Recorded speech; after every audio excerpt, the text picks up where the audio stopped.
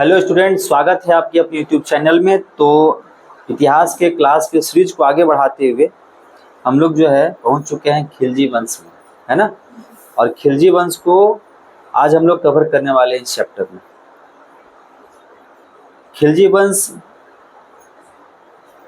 जो हम लोग पढ़ रहे हैं उसका कार्यकाल की अगर बात करते हैं तो उसका कार्यकाल आपको कब से कब तक है? 1290 से लेकर 1320 तक आपका खिलजी वंश का कार्यकाल। खिलजी वंश के कार्यकाल में अगर हम बात करें तो आपका सबसे पहले जो खिलजी वंश का स्थापना का श्रेय जाता है वो जाता है किसको? जलालुद्दीन फिरोज खिलजी को। किसको? जलालुद्दीन फिरोज खिलजी। जलालुद्दीन फिरोज खिलजी की अगर हम कार्यकाल की बात करते हैं तो 1290 से लेकर 1296 तक इसका कार्यकाल है। वहीं अगर हम बात करते हैं दूसरे शासक की, दूसरे सुल्तान की, तो उसका नाम है अलाउद्दीन फिरोज खिलजी। अलाउद्दीन फिरोज खिलजी जो है उसका फिरोज खिलजी यानी कि जलालुद्दीन फिरोज खिलजी का वह दामाद रहता है या फिर आप गुलाम कह सकते हैं, वो भी था। और उसकी बेटी थी जलालुद्दीन फिरोज खिलजी जिससे उसका विवाह हुआ था। भतीजा था, वो भतीजा था। ठीक है, तो हम लोग का जो आज टॉपिक है वो है आपको अलाउद्दीन फिरोज खिलजी। अलाउद्दीन फिरोज खिलजी के बारे में कहा जाता है कि वह एक अपने कठोरता के कारण और साथ में निष्ठुरता के कारण वह इतिहास में जाना जाता है। कौन? अलाउद्दीन फिरोज खिलजी। तो आज हम लोग का अलाउद्दीन फिरोज खिलजी का पूरा कहानी रहेगा, विवरण रहेगा, और जिसमें हम लोग अलाउद्दीन फिरोज खिलजी का राजत्व सिद्धांत देखने वाले हैं। हम लोग इसके समय में जो जो विद्रोह किया था, है ना, और उसको दबाने का ये क्या क्या प्रयास किया है उसको कवर करने वाले हैं। इसके बाद हम लोग इसका राजस्व, है ना, जैसे कि कर व्यवस्था को देखने वाले हैं कि इसके राज्य में कर व्यवस्था क्या थी, राजस्व व्यवस्था क्या क्या था, कितना वो टैक्स लेता था लोगों से। उसके बाद हम लोग यहाँ पे देखेंगे कि किस तरह से अलाउद्दीन फिरोज खिलजी जो है सैनिकों में सुधार लाया, है ना। जैसे कि आप पिछले क्लास में आप देखे हैं, पीछे जो क्लास हुआ था उसमें आप देखे होंगे, सुने होंगे कि लोग सैनिकों को जो है ना पैसे के बदले जो है वो क्या देने लगा था?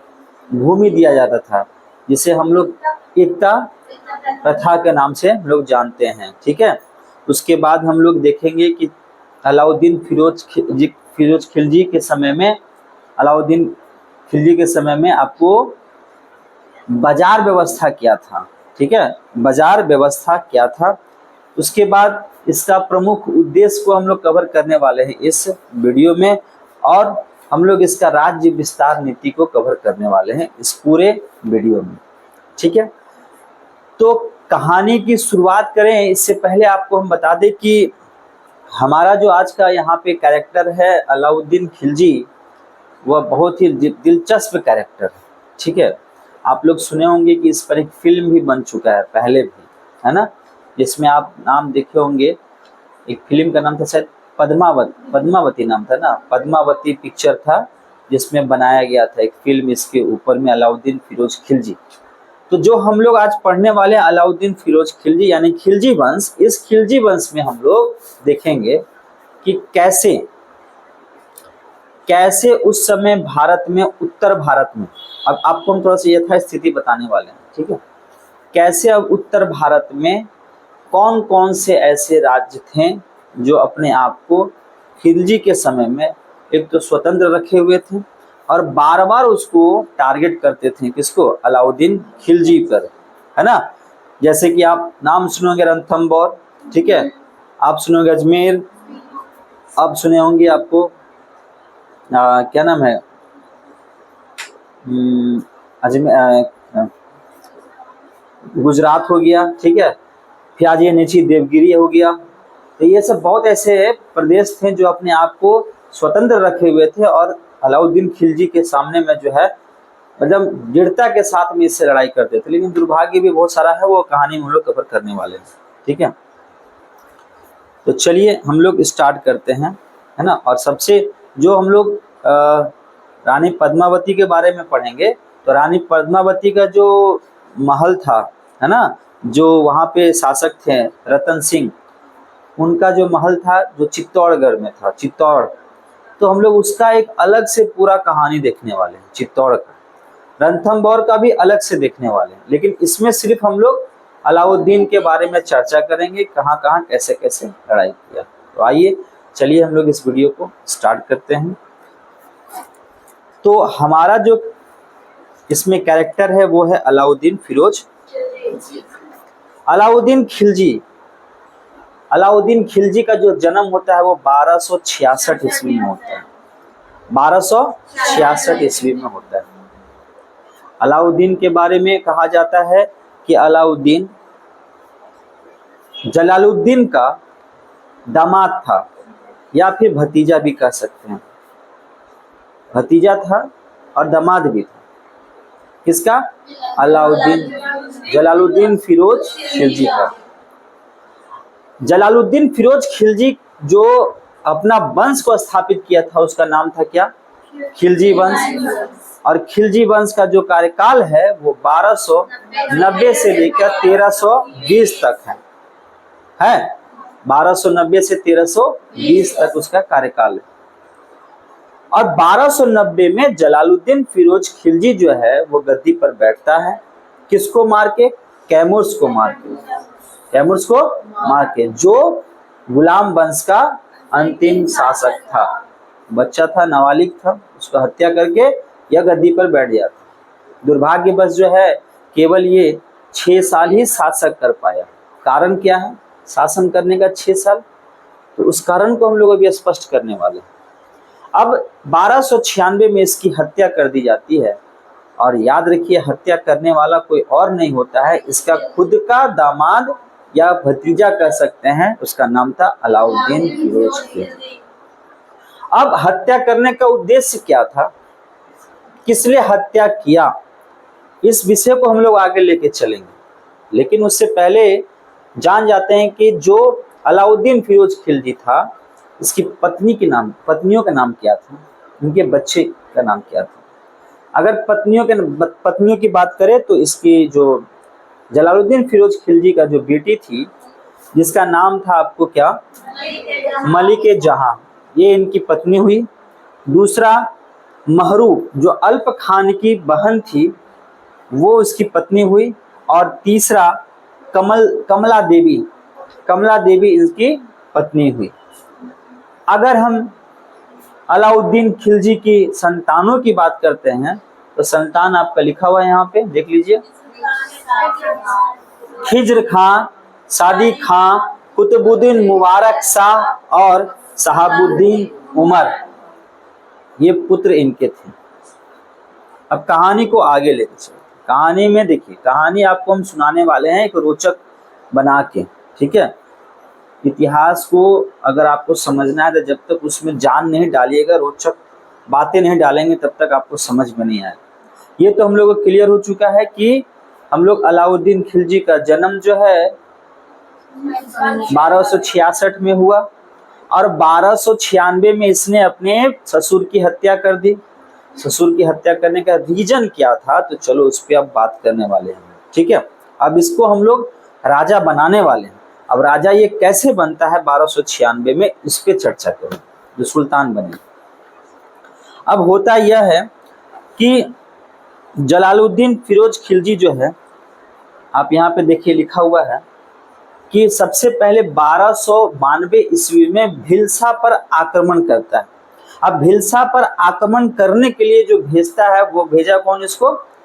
जलालुद्दीन फिरोज खिलजी, जो उसका ससुर था। एक अच्छा योद्धा था, इसलिए उसका ससुर जो है जलालुद्दीन फिरोज खिलजी जो है वो उसको भेज देता है भिलसा पर आक्रमण करने के लिए। और भिलसा पे जब वो आक्रमण करता है तो वहां पे विजयी हो जाता है और सारा अकूत धन संपत्ति लूट के वो वापस आता है। फिर दोबारा जो है 1296 में, कहीं कहीं 1294 मेंशन किया गया है और कहीं कहीं 1296 मेंशन किया गया। तो 1296 ईस्वी में वो देवगिरी पे हमला करता है। 1296 में जलालुद्दीन फिरोज खिलजी से कहता है कि आप देवगिरी पे चढ़ाई कीजिए। क्यों? क्योंकि देवगिरी के शासक जो थे वो अपने आप को स्वतंत्र घोषित कर लिया था दिल्ली से। उसने कहा कि मैं अब आगे आने वाले समय में टैक्स नहीं दूंगा, यानी कि वो विद्रोह, एक तरह से विद्रोह, अपने आप को विद्रोही घोषित कर लिया था कि मैं अब दिल्ली के अधीन नहीं हूं, है ना, मैं अपने आप को स्वतंत्र घोषित कर रहा हूं और मैं आप लोगों को टैक्स नहीं देने वाला हूं। तो भाई ऑब्वियसली है कि जलालुद्दीन फिरोज खिलजी को गुस्सा आएगा, और वो शासक है, सुल्तान है, तो वो क्या किया कि वो अपने दामाद को आदेश देता है कि आप जो है देवगिरी के जो राजा थे रामचंद्र देव जो एक यादव शासक थे, याद रखिएगा, रामचंद्र देव एक यादव शासक थे और वह देवगिरी का शासक था। तो उस पे जो है जलालुद्दीन फिरोज खिलजी जो है अलाउद्दीन को भेजता है 1296 में कि आप जाएं और देवगिरी पे क्या करें, हमला करें।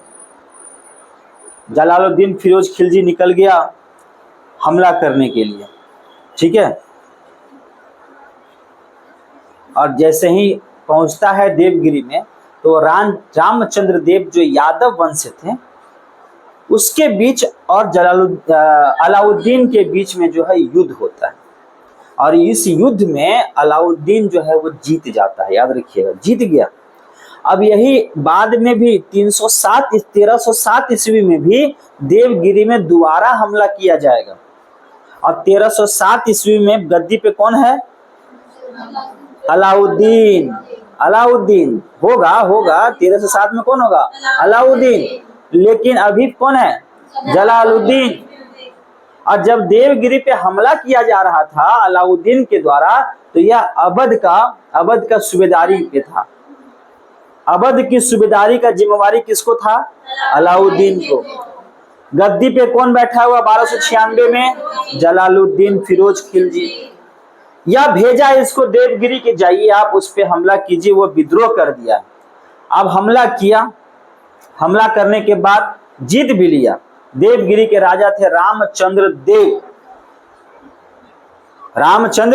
देव, यह हमला किया और यह जीत गया। दोनों के बीच में युद्ध होता है भीषण, और ये जीत जाते हैं। नतीजन यह होता है कि एलिचपुर प्रांत पे आय देने का ये वादा कर देता है कौन, रामचंद्र देव, ठीक। अब बहुत सारे अकूत धन संपत्ति जो है लूट लेता है कौन, अलाउद्दीन खिलजी, ठीक है। अब लूट लिया धन संपत्ति, उधर शासक को पता चलता है, शासक कौन है, जलालुद्दीन फिरोज खिलजी। शासक को पता चलता है कि भाई मेरा जो दामाद है और मेरा जो भतीजा है वो खूब धन दौलत लूट लिया है और वहां से आ नहीं रहा है, ठीक है। तो जलालुद्दीन फिरोज खिलजी कहता है कि यार लगता है इसके मन में क्या आ गया है, लालच आ गया है, कुछ तो बात है कि वहां से आ नहीं रहा है, कारण क्या।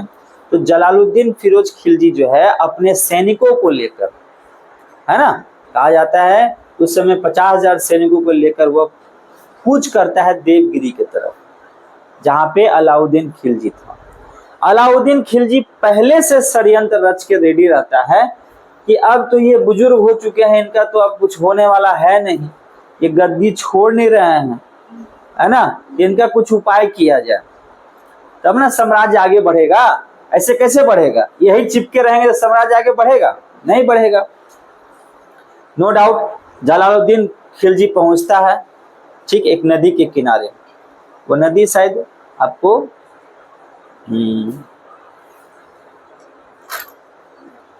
तो उस नदी के किनारे जब जलालुद्दीन फिरोज खिलजी पहुंचता है तो अपने सैनिकों को कहता है कि आप यहाँ पे रुक जाएं, ठीक है, आप लोग यहाँ से आगे ना बढ़ें।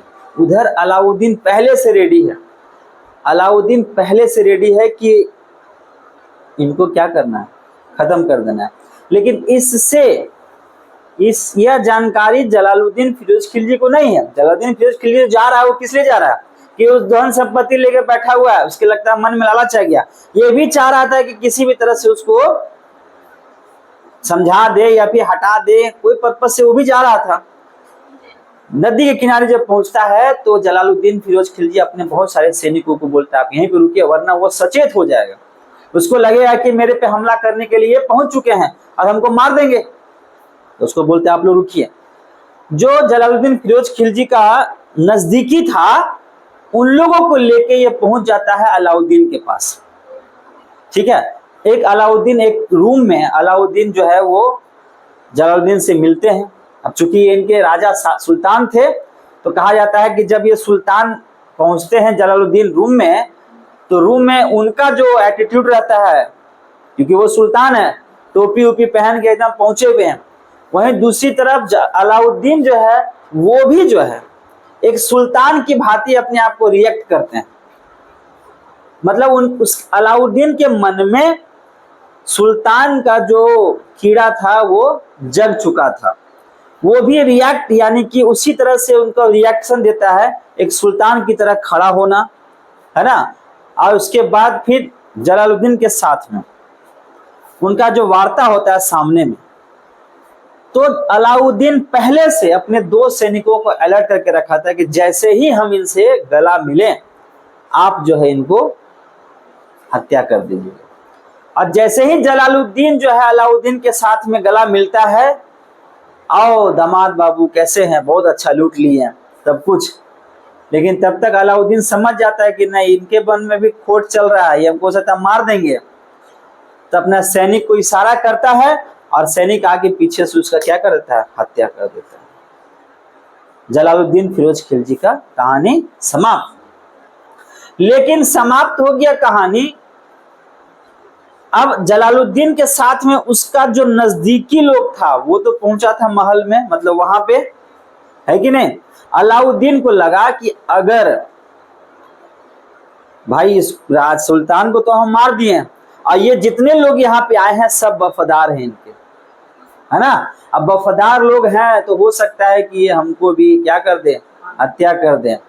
तो अलाउद्दीन पहले से तैयार रहता है सोच के, और वह बुलाता है सबको दरबार में और कहता है कि देखिए इनका उत्तराधिकारी तो अब कोई नहीं है, अब तो हम ही को बनना पड़ेगा। लेकिन उसमें से विरोध होता है। विरोध जो लोग करते हैं उसको क्या करते हैं कि आपको क्या चाहिए, जो धन लूटा गया है उसमें से सबको थोड़ा थोड़ा थोड़ा थोड़ा धन जो है बांट दिया जाता है, ताकि आप लोग क्या रहें, शांत रहें, है ना। उसके बाद कहा जाता है कि अलाउद्दीन फिरोज खिलजी जलालुद्दीन की हत्या करने के बाद अपने आप को सुल्तान घोषित करता है। और यह जो घटना है 21 अक्टूबर 1296 का, जो अपने आप को सुल्तान घोषित करवाता है कड़ा, देखो वहां लिखा हुआ कड़ा मानिकपुर में, कहा, कड़ा मानिकपुर में। अब वहां सुल्तान घोषित करवाया, ये पूरा पॉलिसी अपना के, बात समझ रहे हैं, सुल्तान घोषित करवाया। और जो हत्या होता है उसका वो होता है 19 जुलाई 1296। तो हत्या हुआ 19 जुलाई 1296 को जलालुद्दीन फिरोज खिलजी का। अब उसके बाद कब, 21 अक्टूबर 1296 को अपने आप को सुल्तान घोषित करवाया कड़ा मणिकपुर में। इसका मतलब ये हुआ कि जो 19 जुलाई को हत्या किया था, उस हत्या के बाद जो उसके वफादार लोग थे वो उसका विरोध किया होगा। अब ध्यान से सुनो, जब 19 जुलाई को हत्या हुआ, उसके बाद 21 जुलाई को यह 19 जुलाई को हत्या हुआ, 21 अक्टूबर को यह अपने आप को सुल्तान घोषित करवाता है ना। 21 अक्टूबर को अपने आप को सुल्तान घोषित करवाया। अभी ये जाएगा दिल्ली, और दिल्ली में जाके बालबन का जो महल था ना उसमें अपना राज्याभिषेक करवाता है। वो अपने आप को केवल सुल्तान घोषित किया है कब, 21 अक्टूबर 1296, और 19 जुलाई को उसने जलालुद्दीन की हत्या की। अब जैसे ही ये खबर फैलती है सब जगह धीरे धीरे धीरे धीरे, तो दिल्ली के अधीन जितने भी शासक थे, जो दिल्ली को हो सकता है टैक्स देते हो या उसके अधीन हो, बहुत सारे राज्य जो अपने आप को स्वतंत्र घोषित करना शुरू कर देते, वो अलाउद्दीन को सुल्तान मानने से इनकार कर देते। उसी क्रम में जलालुद्दीन फिरोज खिलजी का जो वफादार लोग था वो लोग भी विद्रोह कर लेता है कि नहीं हम आप नहीं मानेंगे आपको, लेकिन ये क्या करता है कि उसको सोना चांदी सब दे दे के सबका मुंह बंद करवा देता है। तब जाके 21 अक्टूबर को वह अपने आप को सुल्तान घोषित करवाता है, इसीलिए इतना लेट लगता है, समझे। उसके बाद क्या होता है, उसके बाद आपको सुल्तान घोषित करवा लिया 21 अक्टूबर 1296 को। अब ये शासक बन गया, यानी कि सुल्तान बन गया। लेकिन राज्य अभिषेक ये दिल्ली जाके करवाता है। बलबन के द्वारा जो बनाया गया महल था, लाल महल, उस लाल महल में अपना वो राज्य अभिषेक करवाता है। कौन? अलाउद्दीन फिरोज खिलजी। तो ये इसका शासक यानी कि सुल्तान बनने की कहानी थी। इसके बाद या 1200 जैसे ही सुल्तान बनता है तो 1298 में गुजरात पे हमला करता है, ठीक है। फिर बहुत सारा हमला हुआ है, 1301 में रणथंभौर पे हमला करता है, समझ गए।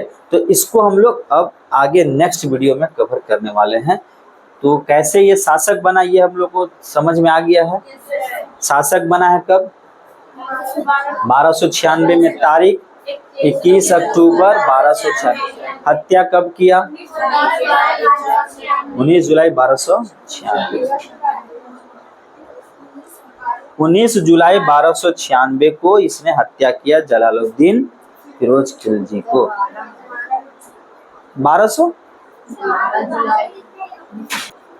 तो आगे का जो सीरीज है हम लोग अलाउद्दीन का वो नेक्स्ट वीडियो में कवर करने वाले हैं। तो बने रहिएगा, मिलते हैं नेक्स्ट वीडियो में। तो अपना ख्याल रखिए, टेक केयर, बाय बाय।